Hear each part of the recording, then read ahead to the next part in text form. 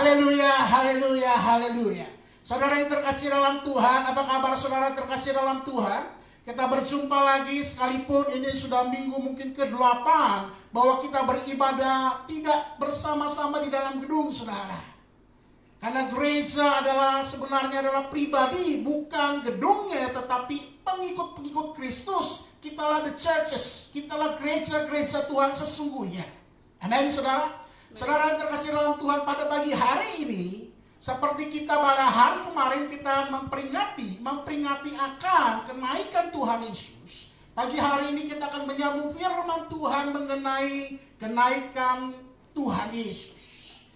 Dari dalam Kisah Para Rasul pasal 1, Kisah Para Rasul pasal 1, ayat 10 sampai ayat yang ke-26. Kisah Para Rasul 1, ayat yang 10 sampai ayat yang ke-26.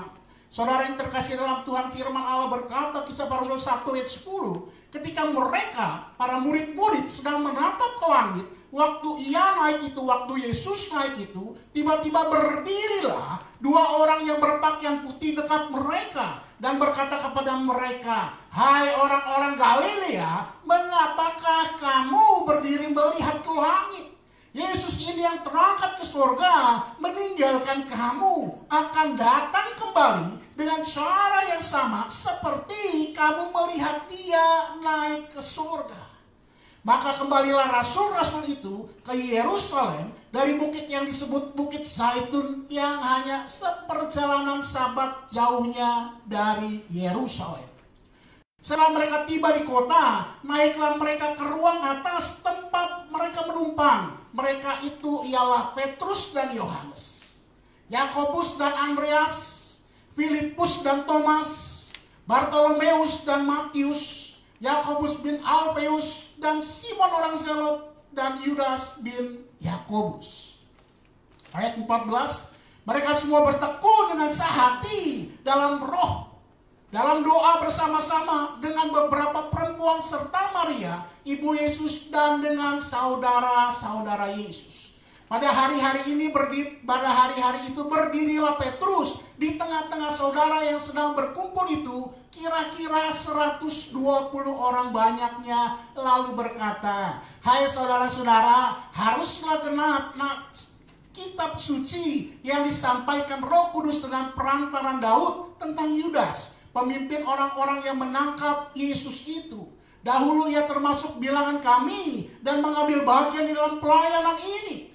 Yudas itu telah membeli sebidang tanah dengan upah kejahatannya. Lalu ia jatuh terlungkup dan perutnya terbelah sehingga semua isi perutnya tertumpah keluar." Hal itu diketahui oleh semua penduduk Yerusalem, sehingga tanah itu mereka sebut dalam bahasa mereka sendiri Hakaldama, artinya tanah darah. Sebab ada tertulis dalam kitab Mazmur, biarlah perkemahannya menjadi sunyi dan biarlah tidak ada penghuni di dalamnya, dan biarlah jabatannya diambil orang lain. Jadi harus ditambahkan kepada kami seorang dari mereka yang senantiasa datang berkumpul dengan kami selama Tuhan Yesus bersama-sama dengan kami. Yaitu mulai dari baptisan Yohanes sampai hari Yesus terangkat ke surga meninggalkan kami untuk menjadi saksi dengan kami tentang kebangkitannya, tentang kebangkitan Kristus Yesus. Lalu mereka mengusulkan dua orang, Yusuf yang disebut Barsabas dan yang juga bernama Justus dan Matias. Mereka semua berdoa dan berkata, "Ya Tuhan, Engkaulah yang mengenal hati semua orang. Tunjukkanlah kiranya siapa yang Engkau pilih dari kedua orang ini untuk menerima jabatan pelayanan, yaitu kerasulan yang ditinggalkan Yudas yang telah jatuh ke tempat yang wajar baginya." Lalu mereka membuat undi bagi kedua orang itu, dan yang kena undi adalah Matias, dan dengan demikian ia ditambahkan kepada bilangan ke-11 rasul itu. Karena kasih dalam Tuhan, kalau kita melihat Ini adalah peristiwa setelah kenaikan Tuhan Yesus ke surga. Dan di garis bawah yang kena undi, mereka mengganti Yudas Iskariot. Yang kena undi adalah Matias. Saudara terkasih dalam Tuhan, undian pada waktu itu adalah hal yang lumrah ketika untuk mencari kehendak Tuhan. Karena mereka percaya sekali bahwa Tuhan itu yang memimpin teokrasi, saudara. Yang dipimpin oleh Tuhan. Sehingga upaya yaitu dengan membuang undi. Bukanlah demokrasi dengan banyaknya orang yang memilih, bukan saudara. Tetapi teokrasi kehendak Tuhan. Salah satu caranya adalah melakukannya dengan membuang undi, saudara terkasih dalam Tuhan. Dan di sini jelas Alkitab menuliskan bahwa Matias menggantikan posisi Yudas Iskariot, saudara. Saudara, Yudas Iskariot, Alkitab menuliskan dia adalah seorang yang memegang tanda kutip sebagai bendahara para murid-murid. Berarti Matias adalah yang menggantikan posisi beliau, saudara terkasih dalam Tuhan. Nah, pagi hari ini firman Tuhan, kita mau belajar tentang apa the spirit of Yudas Iskariot. Roh dari Yudas Iskariot, saudara terkasih dalam Tuhan. Kita mau belajar apa sih yang terjadi dalam kehidupan Yudas Iskariot sehingga dia boleh menjadi seperti itu, saudara terkasih dalam Tuhan. Pada pagi hari ini kita akan belajar ada 3 pesan dari kehidupan dari yang bernama Yudas Iskariot. Yudas Iskariot, siapakah Yudas Iskariot, saudara terkasih? Who was Judas Iskariot? Yudas adalah seorang yang luar biasa. Dia adalah bagian dari murid Tuhan Yesus, saudara. Kalau kita melihat dalam ibadah-ibadah kematian di peti jenazah, kadang-kadang ada gambar atau bahkan terukir pun adalah Yudas Iskariot ketika waktu perjamuan terakhir, saudara. Sampai sekarang Yudas Iskariot tetap ada dikenang, saudara. Satu bagian daripada murid 12 murid Tuhan Yesus yang bersama-sama dengan Tuhan Yesus. Begitu pentingnya kita Yudas Iskariot. Saudara terkasih dalam Tuhan. Pesan pertama dari kehidupan Yudas Iskariot dalam kitab Matius 10. Matius 10 ayat 1 sampai 4 firman Allah berkata, Yesus memanggil ke-12 muridnya dan memberi kuasa. Perhatikan, memberi kuasa. Yesus memanggil ke-12 muridnya dan memberi kuasa. Dan Yudas Iskariot itu adalah satu di antara 12 murid Yesus yang menerima kuasa kepada mereka untuk mengusir roh jahat dan untuk menyiapkan segala penyakit dan segala kelemahan. Inilah nama ke-12 rasul itu. Pertama Simon yang disebut Petrus dan Andreas saudaranya, dan Yakobus anak Zebedius dan Yohanes saudaranya, Filipus dan Bartolomeus, Thomas dan Matius pemungut cukai, Yakobus anak Alfeus dan Tadeus, Simon orang Zelot, dan Yudas Iskariot yang mengkhianati dia. Saudara terkasih dalam Tuhan, Alkitab menuliskan secara jelas, dan Tuhan Yesus memanggil murid-murid satu demi satu. Yudas Iskariot pun adalah orang yang dipanggil Tuhan bersama dengan Yesus selama 3,5 tahun ketika pelayanan Yesus di bumi ini, saudara. Kita tidak bisa menganggap ibaratnya sebelah mata. Yudas Iskariot adalah orang yang dipakai Tuhan secara luar biasa. Dia diutus berdua untuk pergi, untuk memberitakan Injil, kabar baik itu. Bahwa keselamatan adalah dalam Kristus sudah datang. Keselamatan sudah datang. Keselamatan sudah datang. Dari kota ke kota, dia berjalan bersama dengan murid yang lain, saudara. Pelayanannya begitu luar biasa. Bahkan tadi dicatatkan dengan tanda-tanda dan kuasa ilahi menyertai sang Yudas Iskariot, saudara. Tetapi ada satu pesan dari kehidupan Yudas Iskariot yang kita harus perhatikan dengan baik. Taruhkanlah ini dalam hatimu, saudara. Jangan engkau bangga dan menjadi sombong kalau Tuhan memakai Anda. Yudas Iskariot pun dipakai oleh Tuhan, saudara. Sekali lagi saya mau katakan, jangan bangga dan menjadi sombong kalau Tuhan memakai Anda. Yudas Iskariot pun dipakai Tuhan. Engkau dapat berkata, pelayananku luar biasa, pelayananku hebat, aku menjadi bagian yang kerajaan Allah dalam dunia ini. Hei, ketahuilah bahwa Yudas Iskariot pun dipakai Tuhan secara luar biasa. Alkitab tidak pernah mencatatkan bahwa Yudas Iskariot dia bertobat, saudara.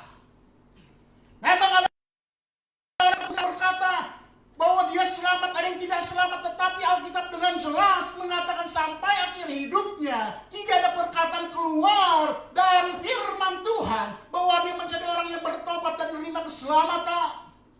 Memang keselamatan adalah sebuah misteri. Mungkin saja, bisa saja, mungkin saja ketika dia menggantungkan diri, mungkin saja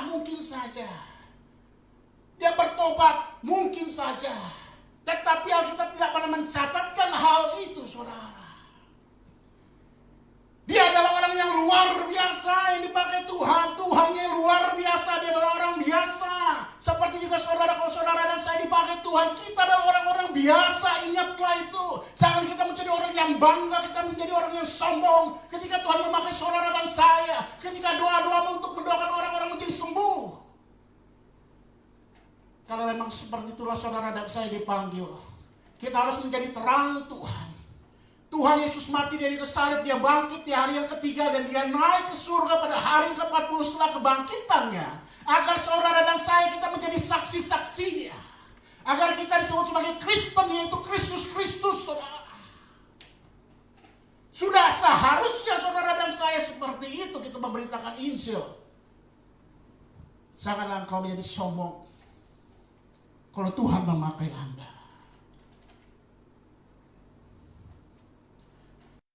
Ayat 22-23 firman Allah berkata, pada hari terakhir banyak orang akan berseru kepadaku, Tuhan, Tuhan, bukankah kami bernubuat demi namamu dan mengusir setan demi namamu? Dan mengadakan banyak mujizat demi namamu juga. Pada waktu itulah Tuhan Yesus berkata, aku akan berterus terang kepada mereka dan berkata, aku tidak pernah mengenal kamu. Jauhlah daripadaku kamu sekalian pembuat kejahatan. Saudara, bukan berapa lama engkau sudah mengikut Tuhan, engkau dipakai Tuhan secara luar biasa. Bukan. Setiap orang anugerah Tuhan kita bisa melakukan itu. Sebab firman Allah berkata, tanda-tanda ini akan menyertai orang percaya, Markus 16. Akan mengusir setan demi namaku, dan setan akan keluar. Menumpang tangan atas orang sakit akan sembuh. Karena nama Yesus yang berkuasa, tetapi bukan jaminan saudara dan saya kita memperoleh kepastian keselamatan. Belajar dari Yudas Iskariot ini, saudara. Jangan bangga dan menjadi sombong kalau Tuhan memakai saudara dan saya. Sekali lagi saya katakan, jangan engkau bangga dan menjadi sombong kalau Tuhan memakai Anda dan saya. Sebab Yudas pun dipakai Tuhan secara luar biasa. Haleluya. Pesan kedua dari kehidupan Yudas Iskariot yang kita belajar pada pagi hari ini, saudara terkasih dalam Tuhan. Terambil dari Matius 26 ayat 14-16. Kemudian pergilah seorang dari ke-12 murid itu yang bernama Yudas Iskariot kepada imam-imam kepala. Ketika Yudas mendengar bahwa imam-imam kepala, bahwa orang-orang Yahudi, pemimpin-pemimpin orang-orang Farisi hendak menangkap Yesus berkali-kali, dan Yudas ada di situ. Ketika Tuhan Yesus mau ditangkap, Yudas ada bersama dengan Tuhan Yesus. Tetapi Tuhan Yesus tidak bisa ditangkap karena belum waktunya. Tetapi apa yang terjadi kita baca di sini. Kemudian pergilah dari seorang itu, yaitu Yudas Iskariot kepada imam-imam kepala. Ia berkata, apa yang hendak kamu berikan kepadaku supaya aku menyerahkan Yesus kepada kamu. Mereka membayar 30 uang perak kepadanya. Dan mulai saat itu, Yudas Iskariot ia mencari kesempatan yang baik untuk menyerahkan Yesus. Saudara yang terkasih dalam Tuhan, pesan kedua dari kehidupan Yudas Iskariot, Pesan kedua dari kehidupan Yudas Iskariot, jangan pernah mencintai uang, karena Yudas Iskariot pun demikian, saudara. Apakah Yudas tidak tahu bahwa Yesus adalah anak Allah? Dia tahu. Apakah Yudas Iskariot tidak tahu Yesus dapat melakukan mujizat? Dia tahu. Apakah dia tidak tahu bahwa Yesus pun sanggup membangkitkan orang mati? Yudas Iskariot tahu, saudara. Dia berpikir sekalipun aku jual Yesus, pasti Yesus bakal selamat. Dia dapat keluar dari penangkapan, saudara. Karena telah berkali-kali Yesus pernah mencoba ditangkap, tetapi tidak bisa, saudara. Yudas bukan tidak mengerti akan firman Tuhan. Yudas bukan tidak tahu akan Yesus Kristus. Dia tahu, saudara. Tetapi dia mencintai uang, saudara. 1 Timotius 6 ayat 10 firman Allah berkata, karena akar segala kejahatan ialah cinta uang. Sebab oleh memburu uanglah beberapa orang telah menyimpang dari iman dan menyiksa dirinya dengan berbagai-bagai duka. Hidup ini memang perlu uang, tetapi uang bukan kita harus cintai, saudara. Artinya mencintai untuk uang artinya apa? Segala-galanya untuk keuntungan, segala-galanya untuk mendapatkannya, segala-galanya untuk meraihnya. Kehidupan kita hanya terpampang hanya uang. Sehingga dalam hidup kita, semboyan hidup kita, bahwa waktu adalah uang. Waktu adalah uang. Tidak perlu beribadah, yang penting ada uang datang. Uang itu bisa memberkati gereja-gereja. Bukan seperti itu, saudara. Sesungguhnya Tuhan tidak membutuhkan uang Anda, saudara. Tuhan membutuhkan hati Anda. Tetapi ketika hati Anda penuh dengan Kristus, penuh dengan kasih, engkau memberikan karena Tuhan, karena engkau mengasihi Yesus, engkau memberikan apa yang ada padamu, saudara. Janganlah engkau menjadi hamba uang. Waktunya beribadah, saudara. Ketika nanti sudah mulai lagi aktivitas seperti biasa, saya percaya kita akan pulih, saudara. Amin, saudara. Datanglah beribadah ke gereja. Jangan kau katakan, Pak, aku tidak ada waktu, Pak. Aku sibuk, Pak. Aku tidak ada waktu untuk sekitar 2 jam saja. Tidak ada waktu 3 jam saja. Tidak ada waktu. Aku untuk keluarga, aku tidak ada waktu. Aku untuk kerjaan, untuk uang dan uang. Saudara terkasih dalam Tuhan. 30 keping perak diterima Yudas Iskariot. Diberikannya sebidang tanah. Ada yang jauh orang yang lebih mengasihi uang. Memang di dalam kekayaan ada kuasa, ada hormat, ada segala sesuatunya, saudara. Uang itu sangat memikat, saudara. Kenapa? Karena uang itu bisa membeli rumah yang mewah yang kita melihat. Kadang-kadang di Facebook ada tampilannya. Rumah Anda nanti seperti ini. Haleluya. Rumah masa depan Anda seperti ini di Facebook sekarang. Kadang-kadang kawan saya suka masukin, wih, rumahnya hebat. Rumah Anda akan seperti ini. Puji Tuhan, saudara. Tetapi rumah mewah belum tentu ada damai sejahtera Tuhan.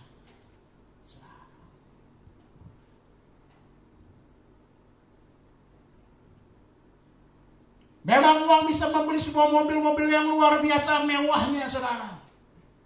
Kalau saudara lihat di LCD itu mobil namanya mereknya mungkin kau nggak pernah dengar. Apaan itu Pak Gani? Saya taunya Bugani, Pak. Nggak tahu Pak Gani. Taunya itu, Pak. Ini mobil, saudara, ada mobil yang salah satunya mau dikatakan yang termahal di dunia, saudara. Harganya saya melihat, saudara, ketika ada diliput itu harganya 7 juta US dollar. Kurang lebih harganya 100 miliar rupiah, saudara. Kalau ke Indonesia otomatis kena pajak 200%, bisa 300 miliar rupiah, saudara. Kenapa mewah sekali, kenapa mahal sekali? Bahannya dalam itu dari kulit merek. Kalau orang-orang toko-toko tas katanya Hermes. Waduh. Bahasa Inggris Hermes Pak, kualitasnya nomor 1, asli. Dan dalam mobil ini ada bagasinya, bagasi kecil di sampingnya ada 2 tas bisa dipakai buat sebagai traveling. Hanya cuma ada 1 di dunia, saudara. Memang kekayaan bisa memperoleh itu, saudara. Tidak dibungkiri ketika engkau kaya, bahkan engkau melakukan plastik surgery, engkau bisa mengoperasi plastik, saudara. Engkau tidak suka dengan hidung Anda yang lurus, engkau bengkok-bengkok pun engkau bisa, saudara. Engkau mau seperti apa, engkau bisa. Maaf, tidak sedikit orang-orang artis-artis, bahkan artis-artis luar negeri itu banyak sekali operasi-operasi plastik, saudara. Dengan biaya-biaya yang sangat amat mahal. Luar biasa. Pengennya perfeksionis, pengennya disukai oleh semua orang. Tidak mensyukuri apa yang Tuhan berikan kepada saudara dan saya. Padahal firman Allah berkata dalam Amsal 31 ayat 30, kemolekan adalah bohong, kecantikan adalah sia-sia, saudara. Tetapi istri yang takut akan Tuhan dipuji-puji. Haleluya, saudara. Kemolekan adalah bohong, kecantikan adalah sia-sia. Ketika mungkin engkau yang menjadi cantik luar biasa saat ini, mungkin engkau sudah menghabisi ribuan dolar, bahkan mungkin ratusan ribu dolar untuk kecantikanmu. Tetapi karena coronavirus, engkau tidak bisa pergi kemana-mana, hanya di rumah saja, saudara.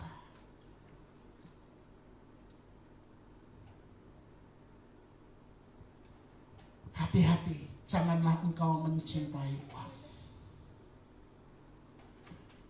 Pesan ketiga dari kehidupan Yudas Iskariot yang kita pelajari, yang engkau dan saya harus warning, harus hati-hati. Dalam Matius pasal 27 ayat ketiga, firman Allah berkata, pada waktu Yudas yang menyerahkan dia melihat bahwa Yesus telah dijatuhi hukuman mati, firman Allah mencatatkan, menyesallah ia. Menyesallah Yudas.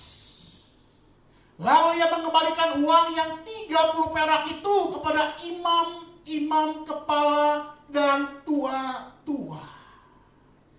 Saya menggarisbawahi penekanan menyesallah Yudas. Pesan ketiga dari kehidupan Yudas Iskariot, menyesal dari melakukan sebuah kesalahan tidaklah cukup, karena Yudas Iskariot pun demikian, saudara. Ketika saudara dan saya melakukan kesalahan, bukan hanya menyesal yang saudara dan saya harus lakukan, tetapi saudara dan saya ketika engkau melakukan kesalahan, engkau harus bertobat, berbalik kepada jalan yang benar, kepada Tuhan Yesus, kepada firman Allah, firman yang telah menjadi manusia. Engkau dan saya ketika melakukan kesalahan, segeralah, bukan cukup hanya menyesal, tetapi engkau dan saya harus bertobat dan tidak mengulanginya lagi. Kalau mau diperhatikan, apakah Yudas Iskariot itu jauh lebih besar, tanda kutip, kalau dosa itu dibesar ada kecil daripada yang Petrus lakukan? Petrus menyangkal Tuhan Yesus 3 kali, saudara. Di hadapan anak-anak, di hadapan perempuan, ketika orang-orang berkata, perempuan itu berkata, anak-anak itu berkata, ada orang berkata, bukankah engkau orang yang mengikuti dia, Yesus? Dari logatmu engkau adalah orang Galilea. Tetapi Petrus menyangkal 3 kali dalam kurun waktu yang amat singkat dan berkata, aku tidak pernah mengenal dia, aku tidak tahu Yesus, aku tidak kenal dia. Petrus kalau mau diukur, walaupun dosa tidak bisa diukur karena upah dosa adalah sama maut, Petrus dosanya dapat dikatakan lebih besar.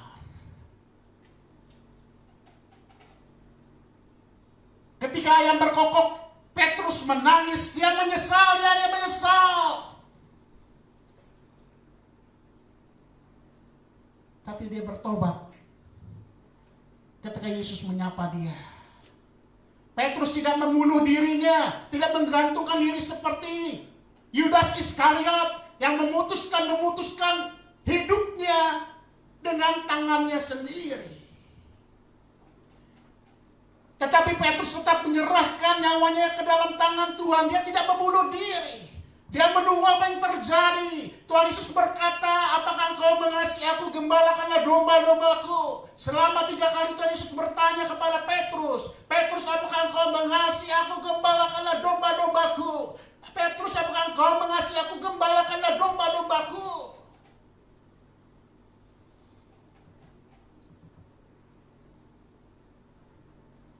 Menyesal melakukan sebuah kesalahan tidaklah cukup. Ketika saudara dan saya melakukan kesalahan,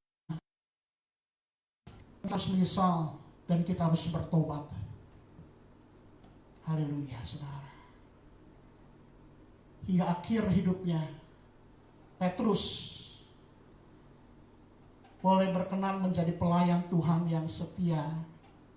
Bahkan secara sejarah gereja, kita dalam penganiayaan zaman Kaisar Nero, ketika dia akan diberikan hukuman seperti Tuhan Yesus, dia berkata, saya tidak layak untuk disalibkan seperti Tuhanku.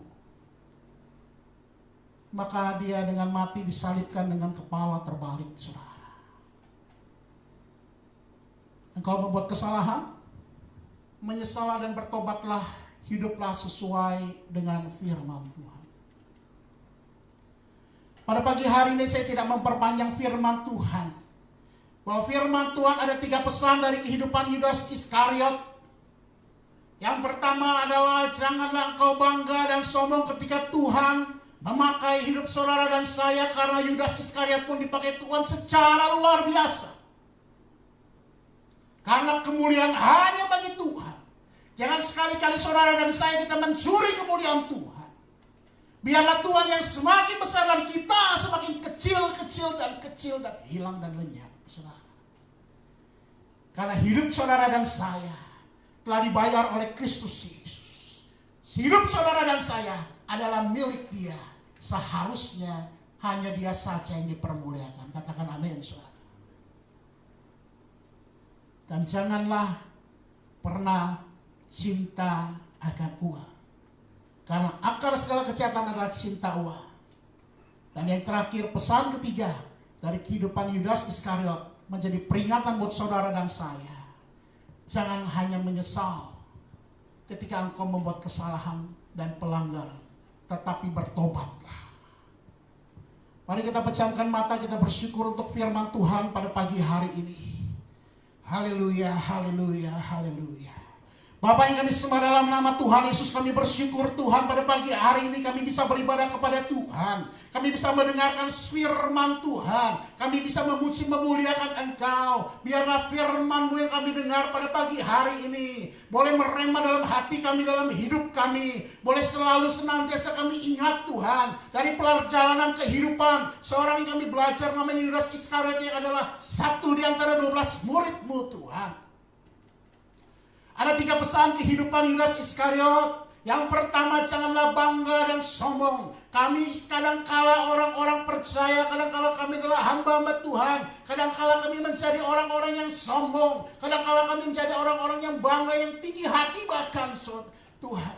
Ampuni kami Tuhan. Ketika kami belajar pagi hari, kami berbalik dari jalan kami yang salah Tuhan. Karena kemuliaan hanya bagi Engkau satu-satunya. Karena kami sudah lunas dibayar. Hidup kami adalah milik Kristus Yesus. Engkau sajalah yang ditinggikan melalui kehidupan kami. Kami tidak mau mencuri sedikit pun kemuliaan-Mu Tuhan. Dan kami belajar pada pagi hari ini, kalau seorang Yudas Iskariot menjadi orang yang sangat amat mencintai uang. Dia tahu siapa engkau yang dapat melakukan mujizat, yang membangkitkan orang mati, yang senantiasa bisa keluar dari dalam penangkapan-penangkapan, sehingga Yudas Iskariot dia menjual engkau untuk kekayaan pribadi. Karena Yudas Iskariot adalah hamba yang mencintai uang. Ampuni Tuhan, Tuhan, kalau seringkali kadangkala kami menjadi orang yang suka akan uang, bahkan kadangkala kami menjadi orang cinta uang, ampuni kami Tuhan. Kami berharap kaya dan kaya. Sesungguhnya berkatlah ada dalam tangan Tuhan.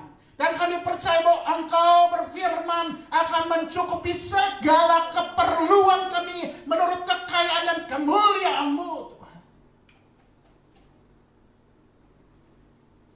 Biarlah kami belajar untuk mencukupi seperti kata firman-Mu. Terima kasih Bapa di surga. Kami belajar pada pagi hari ini juga bahwa kehidupan bukan hanya sekedar menyesal ketika kami melakukan kesalahan. Tetapi kami belajar apa yang namanya kami harus bertobat. Berbalik dari jalan kami yang salah. Kembali kepada firman Tuhan, kembali kepada Alkitab. Karena firman Tuhan adalah Tuhan sendiri.